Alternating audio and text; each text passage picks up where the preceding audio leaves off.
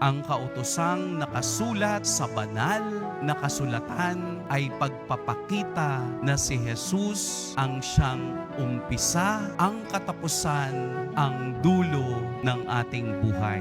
Siya ang katapusan at siya ang pinag-uumpisahan ng lahat ng bagay. Sa Kanya tayo tututok, sa Kanya tayo kakapit, sa Kanya tayo hihingi ng awa upang ang pag-ibig na gusto nating makamit ng dahil sa Kaniyang pagsasakripisyo sa lahat ay makita nating ito rin ay dumadaloy sa ating buhay. Kung papaanong si Jesus Nazareno ay nagsakripisyo na matay para sa lahat, tayo rin ay handang magsakripisyo at mamatay na nakaugat sa Kaniyang kautusan, ang kautusan ng pag-ibig at awa. Pagpalain tayo ng poong may kapal.